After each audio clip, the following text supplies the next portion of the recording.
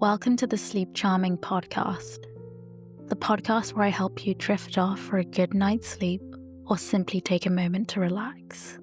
If you're enjoying the podcast, please leave a review or a rating. So sit back, take a deep breath, and let me read you an old story.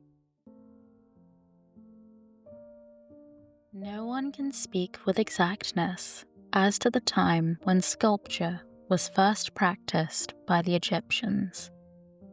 We only know that it was a very long time ago. But we do know that in the time of the 12th dynasty, which dates from 2466 BC, sculpture had reached a stage of excellence such as could only have resulted from the experience of many years of training and practice in this art. In the Egyptian collection of the Louvre at Paris, there is a memorial stone of an old Egyptian sculptor, which has an inscription that reads as if he had written it himself. This was the way by which Egyptians made these inscriptions sound as if the dead themselves spoke to those who were alive. The sculptor's name was Martensen, and he lived about 44 centuries ago. Brooks Bay, a very learned writer on Egypt, says, he calls himself a master among those who understand art, and a plastic artist, who was a wise artist in his art.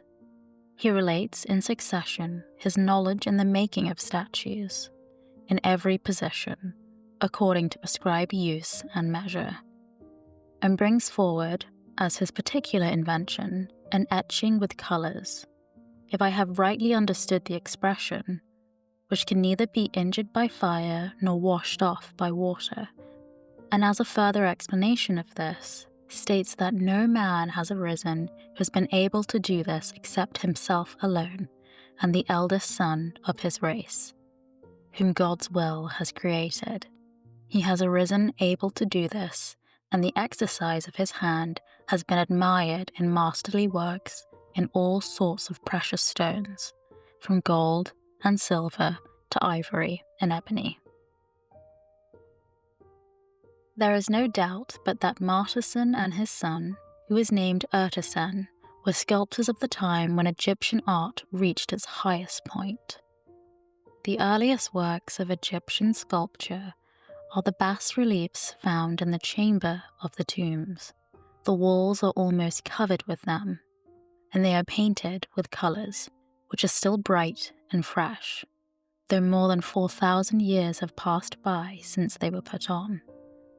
The subject of these reliefs are taken from the life of the persons buried in the tomb, and even their possessions and occupations are thus represented.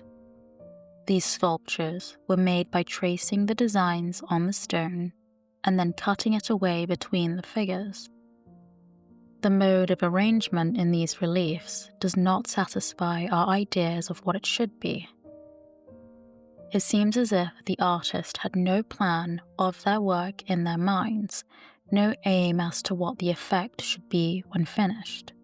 On the contrary, the reliefs impress us as if the sculptors made one figure and then added another and another in such a way as to represent the fact they wished to tell without any attention to the beauty of the whole, and so it does not seem as if there was any unity in them, but as if the large bas-reliefs were made up of disjointed parts which in one sense really have no relation to each other. The same is true of the Egyptian statues. It appears as if the different parts might have been made separately, or even by different sculptors, and then joined together. All this is because the Egyptians seem to think of an object in parts and not as a whole. Then too, the position of the early statues was so unnatural and awkward. The arms are placed close to the sides of the body, and there was no separation between the legs, and though in some of their articles of furniture, their pottery, and in the details of their architecture, the Egyptians made a great advance. they did not equally improve in their sculpture. One great hindrance to the progress of Egyptian sculpture was the fact that figures were never represented in action. They were not figures moving and living in stone. They were like figures petrified and fixed. They were statues, and no one can forget this for a moment while looking at them. I can learn of but one Egyptian figure sculpted as if in action. This is a quoit thrower in the tombs of the kings. A sitting statue, whether of a man or a woman, had the hands rested on the knees or held across the breast. There are only very few groups of Egyptian sculpture, and these seldom had more than 2 figures. It was customary to represent a husband and a wife, sitting on the same chair, holding each other's hands, or having their arms around one another's waist or shoulders. Sometimes the principal figure is of a large size, and the inferior persons are made much smaller and placed at the sides of the larger figure. In short, very few attitudes are represented in Egyptian sculpture, and it almost seems as if there must have been fixed rules for a certain limited number of positions after which all sculptured figures were made. In spite of this sameness and stiffness, Egyptian sculpture is remarkable, and it is probable that if they had not been fettered by prejudices and rules, the Egyptians would have excelled both in sculpture and painting. The sides of obelisks, and more especially the walls of temples, were covered with sculptures which gave the history of kings, of their wars and conquests, and of their great work in their kingdoms. The sculptures upon the temple walls could be estimated by square rods, or even acres, by better than lesser measures. Their amount and the labor required to make them are simply marvelous. I will describe the subjects depicted upon one inner wall in the palace temple of Medmet Habu, and will quote from Wilkinson's Egypts and Thebes. On the west wall, the Egyptian princes and generals conduct the captive chiefs into the presence of the king. He is seated at the back of his car, and the spirited horses are held by his attendants on foot. Large heaps of hands are placed before him, which an officer counts one by one, as the other notes down the number on a scroll, each heap containing 3,000, and the total indicating the return of the enemies slain. The number of captives, reckoned 1,000 in each line, is also mentioned in the hieroglyphs above, where the name of the Rebbe points out the nation against whom this war was carried on. Their flowing dresses, striped horizontally with blue or green bands on a white ground, and their long hair and aquiline noses give them the character of an eastern nation in the vicinity of Assyria and Persia. As their name reminds us of the Rabbi of Ptolemy, whom he places near the Caspian. The suite of this historical subject continues on the south wall. The king, returning victorious to Egypt, proceeds slowly in his car, conducting in triumph the prisoners he has made, who walk beside and before it, 3 others being bound to the ankle. 2 of his sons attend as fan-bearers, and the several regiments of Egyptian infantry were the corps of their allies under the command of these princes, marching in regular step and in the close array of disciplined troops, accompany their king. He arrives at Thebes and presents his captives to Amun-Ra and Mut, the deities of the city, who compliment him, as usual, on the victory he has gained, and the overthrow of the enemy he he has trampled beneath his feet.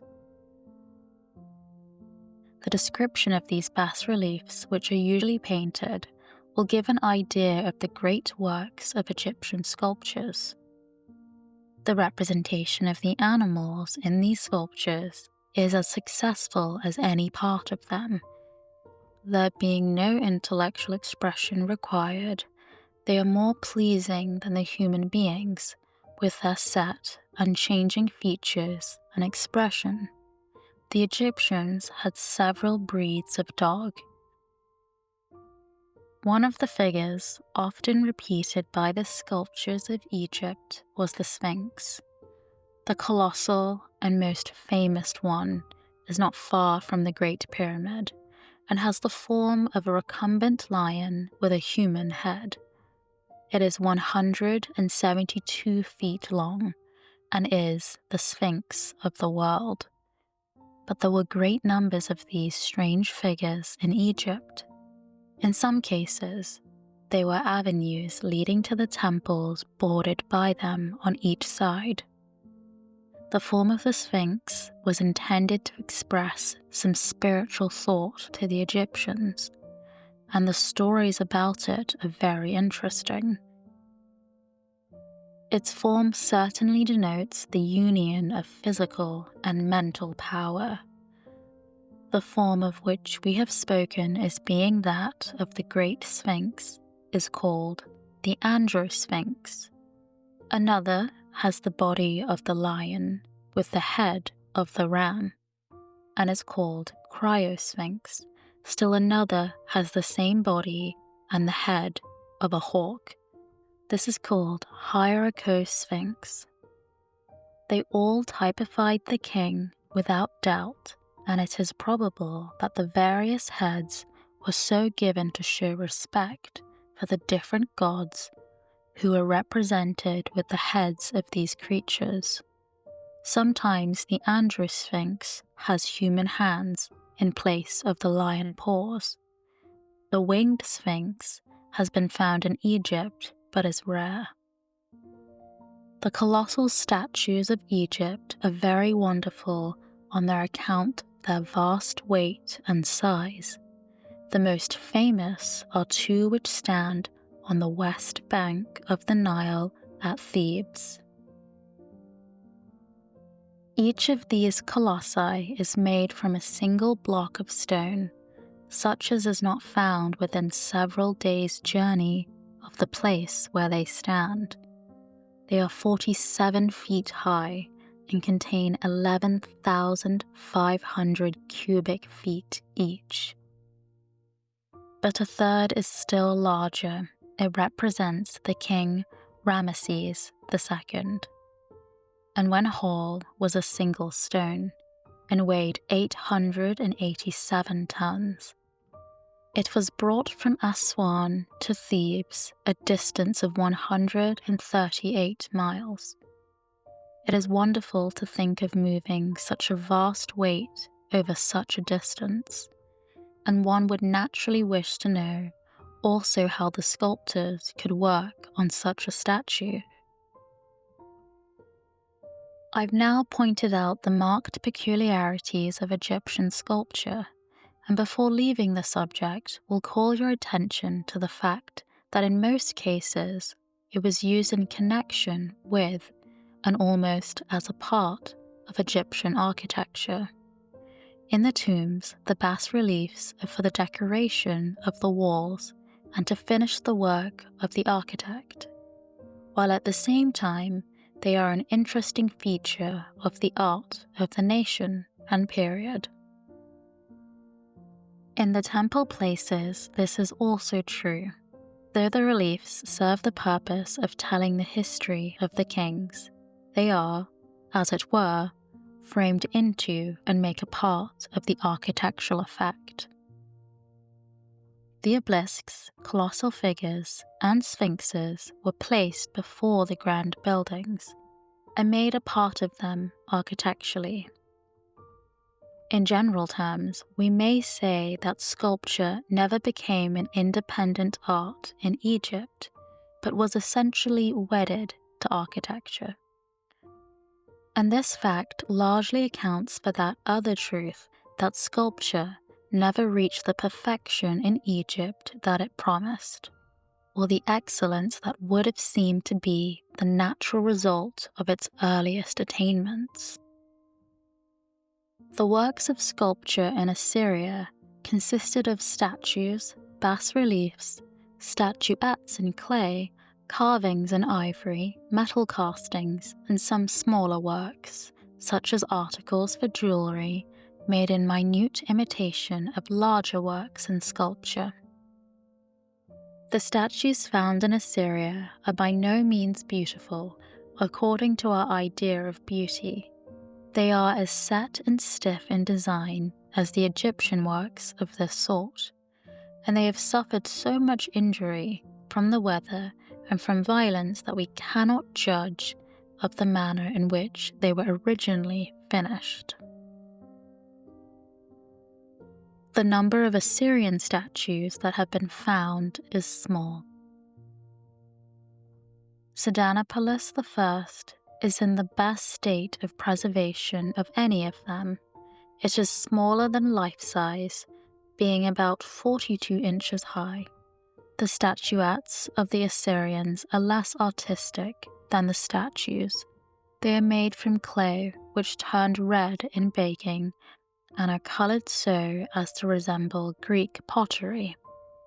They are almost always in a grotesque appearance and usually represent gods or genii.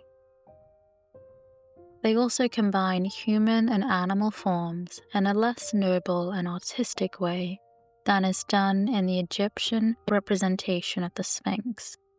There are also small figures of animals in terracotta, principally dogs and ducks. But the large and small statues of the Assyrians are their most unimportant works in sculpture. It is in their bas-reliefs that their greatest excellence is seen, and in them alone their progress in art can be traced. This sort of sculpture seems to have been used by the Assyrians just as painting was used in Italy after the Renaissance. It was their mode of expressing everything. Through it, they gave expression to their religious feeling. They told the history of their nation and glorified their kings. They represented the domestic scenes which now make the subjects of genre pictures, and even imitated vegetables and fruits, as well as to reproduce landscapes and architecture in these pictures cut from stone. In truth, it is chiefly from the bas-reliefs that we learn the history of Assyria. And in this view, their sculptures are even more important than when they are considered merely from an artistic view. The most ancient places at Nimrud furnish the earliest examples of bas-reliefs. These date at about the end of the 10th century BC. One striking peculiarity in the design is that all the figures, both men and animals, are given an exact profile. In spite of the sameness of position, they have much spirit and action. The picture of a lion hunt is one of the very best of these reliefs. And you will notice that the animal forms are much superior to those of the human beings. This is true of all Assyrian art in all its stages. In these oldest bas-reliefs, there are no backgrounds, but later on these are added, and mountains, hills, streams, trees, and wild animals are all introduced as detail of the general design. The highest state of this art was reached about 650 BC. At this period, the various forms seem to be more varied and less arranged according to some rule. The human faces and figures are more delicately finished, and there is an air of freedom and a spirit in the handling of the subjects that is far better than that of any other time. the plants and trees are far more beautiful than before. The figures of animals, too, are full of life and action in this period. I shall only give one illustration, and shall choose the head of a lion, probably the best specimen of animal drawing which is yet known in Assyrian art. It represents the head of a wounded lion who is in his agony, rushes up on a chariot and seizes the wheel with his teeth.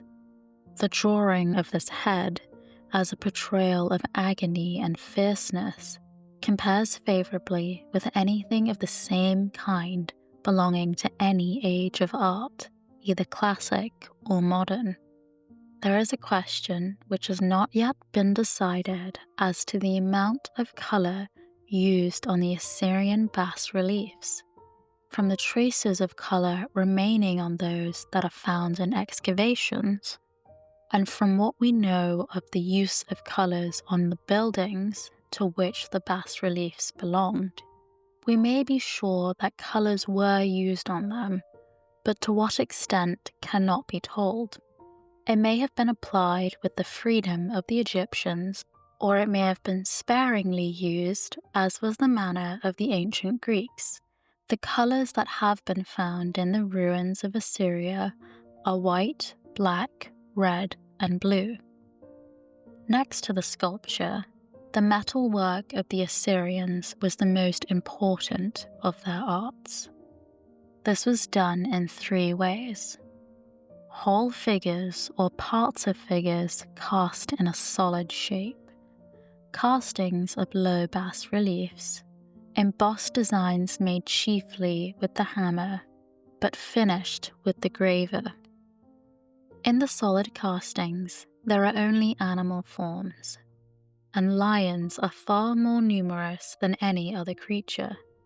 Many of them have a ring fastened to their back, which indicates that they were used for weights. These castings are all small and their form good, but we have no reason to think that the Assyrians could make large metal castings. The castings in relief were used to ornament thrones, furniture, and perhaps chariots. They were fastened in their places by means of small nails. They had no great merit. The embossed or hammered work, on the contrary, is artistic and very curious. Large numbers of embossed bowls and dishes have been found, and this work was used for the end of sword sheaths, the sides of chairs and stools, and various other ornamental purposes. It is probable that the main part of the tables, chairs, and so were of wood, with ornaments in embossed metals. All this shows the Assyrians to have been an artistic people, and to have reached an interesting stage in their arts. Though their works are coarse and imperfect when judged by Greek standards or by our own idea of what is beautiful, if we had the space to consider all the various designs of the bas-reliefs in detail, you would learn from them a great many interesting facts concerning the domestic life of this ancient and interesting people. From them, we can learn all about the costumes worn by the king and those of lesser rank, can see how their wars were carried on, and what their chariots, weapons, and equipments were, their games, amusements, musical instruments, agricultural pursuits, food, and in short, everything connected with their daily life is plainly shown in these sculptures. And as I have said before, the whole history of Assyria is better studied from them than from any other one source. For this reason, their great value cannot be overestimated. Other very ancient nations had sculptors, and a few remains of their art still exist. This is true of the Medes, Babylonians, and Persians, but the general features of their arts resembled those of the Assyrians, though they were less advanced than that nation and have left nothing as interesting as the Egyptian and Assyrian remains which we have considered, I shall therefore leave them and pass to the sculpture of Greece. We have seen that the Egyptians and Assyrians were skillful in sculpture, but at the same time, their works have not moved us as we wish to be moved by art. There is always something beyond them to be desired, and it remains for the Greeks to attain that perfection in sculpture which satisfies all our nature and fills our highest conceptions of beauty and grace. In truth, in Greece alone has this perfection in plastic art existed, and since the time of its highest excellence, then no other nation has equaled the examples of Greek sculpture which still exist. Though we have reason to believe that the finest works have perished, and that those remaining are of the second grade. There are many reasons for the high artistic attainments of the Greeks, and a discussion or even a simple statement of them would require an essay far too learned and lengthy for the scope of this book. But I will speak of one truth that has great influence and went far to perfect Greek art. That is, the unbounded love of beauty, which was an essential part of the Greek nature. To the Greek, in fact, beauty and good had the same meaning. Beauty was good, and the good must be beautiful. Sculpture deals almost exclusively with the form of man, and the other features in it have some relation to the human element of the design. And it would have been impossible for a true Greek to represent the human form otherwise than beautiful. A writer on this point says, "The chief aim of the enlightened Greek, his highest ambition and his greatest joy, was to be a man in the fullest sense of the word, man in the most complete development of his bodily strength and beauty, in the active exercise of the keenest senses, in the greatest because tempered enjoyment of sensual pleasure, in the free and joyous play of an intellect strong by nature, graced and guided by the most exquisite taste, and enlightened by the sublimest philosophy." Thus beauty was so important to the Greek that every parent prayed that his children might have this gift, and the names of beautiful persons were engraved upon pillars set where all could read them. And at times there were competitions for the prize of beauty. The religion of the Greek, too, taught that the body was the beautiful and godlike temple of his soul, and the truth that human beings have something in common with a higher power than their own gave him a great respect for humanity. And in truth, he felt that if he could escape death, he should be content and almost, if not quite, a god. For we must remember that the Gauls of Greek were not all wise, all powerful, and all good, as we believe our God to be. If you read their mythology, you will find that with great power of the god, much imperfection and weakness were mingled. They did not believe that Zeus had been the greatest god from the beginning, but that there was a time when he had no power. He was not omniscient nor omnipresent, and was himself subject to the decrees of fate. As when he could not save his love Sarpedon from death, not knowing all things, even the gods are sometimes represented as depending upon mortals for information. And all these religious views tend to make the human form far more noble to the Greek than it can be to the Christian, with his different views of the relations of God and man. Greek sculpture existed in very early days. and we have vague accounts of a person called Daedalus who seems to have been a woodcarver. Many cities claim to have been his birthplace, and no one can give any clear account of this ancient artist. He is called the inventor of the axe, saw, gimlet, plummet line, and a kind of fish glue or isinglass. He is also said to have been the first sculptor who separated the arms from the bodies of his statues or made the feet to step out. He also opened their eyes, and there is a legend that the statues of Daedalus were so full of life that they were chained lest they should run away. We call the time to which Daedalus belonged the prehistoric period, and his work and those of other artists of his day have all perished. Two very ancient specimens of sculpture remain: the Lion Gate of Mycenae and the Niobe of Mount Sipylus. But as their origin is not known, and they may not be the work of Greek artists, it is best for us to pass on to about 700 BC, when the records of individual artists begin. Among the earliest of these was Diphitades, of whom Pliny said that he was the first who made likeness in clay.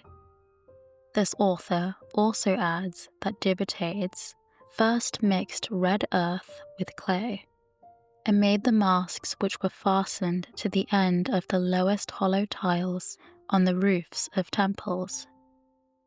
Pliny relates the following story of the making of the first portrait in bas relief. Diphitades lived in Sicyon and had a daughter called sometimes Cora. She could not aid her father very much in his work as a sculptor, but she went each day to the flower market and brought home flowers, which gave a very gay and cheerful air to her father's little shop. Cora was very beautiful, and many young Greeks visited her father for the sake of seeing the daughter.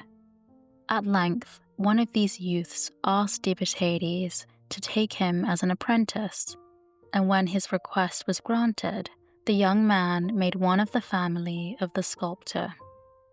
Their life was one of simple content. The young man could play upon the reed, and his education fitted him to be the instructor of Cora.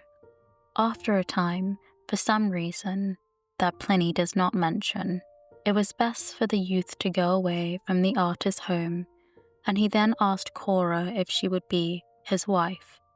She consented, and vows of betrothal were exchanged, while they were sad at the thought of parting. The last evening of his stay, as they sat together, Cora seized a coal from the brazier and traced upon the wall the outline of the face that was so dear to her, and she did this so correctly that when her father saw it, he knew instantly from what face it had been drawn. Then he wished to do his part, for he also loved the young man. So he brought his clay and filled the outline which Cora had drawn, and so went on to model the first portrait in bas relief that was ever made. Thus did this great art grow out of the love of this beautiful maiden of Sicyon about 2,500 years ago. After this beginning, Diphitades went on to perfect his art. He made medallions and busts, and decorated the beautiful Grecian structures with his work. And work in bas relief became the most beautiful ornamentation of the splendid temples and theatres of Greece. He also founded a school for modelling at Sicyon, and became so famous an artist that several Greek cities claim the honour of having been his birthplace.